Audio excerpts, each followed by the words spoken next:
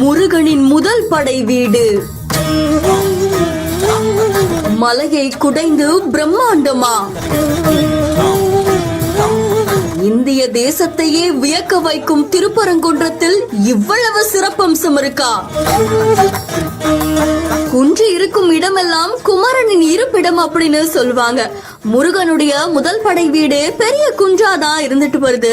முருகனுடைய அறுபடை வீடுகள்ல முதல் படை வீடா இருக்கக்கூடிய திருப்பரங்குன்றம் ஆண்டிய மன்னர்கள் காலகட்டத்தில் ஏற்படுத்தப்பட்ட குடைவரை கோவிலா அருள்மிகு சுப்பிரமணிய சுவாமி திருக்கோவில் திகழ்ந்துட்டு வருது.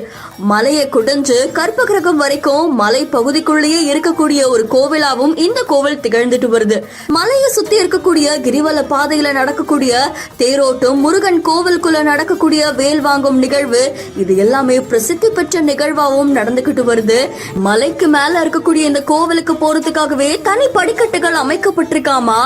வற்றாத ஒரு சுனை இருக்கிறதால விசேஷ நாட்கள்ல பக்தர்கள் இங்க வந்து சுவாமி தரிசனம் செய்யறது வழக்கமா. ஒவ்வொரு வருஷமும் முருகப்பெருமானுடைய வேலுக்கு கூட இங்கதான் அபிஷேகம் செய்யப்பட்டு வருதாமா.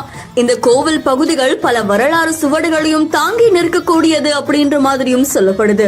முருகன் வள்ளி தேவானையோட இருக்கக்கூடிய சிலைகள் சிதைந்த நிலையில காணப்படக்கூடியது. நடராஜர் சிலை, நவ விநாயகர் சிற்பங்கள், பைரவர் சிலை கூட சிதைந்த நிலையில தான் காணப்படுமா.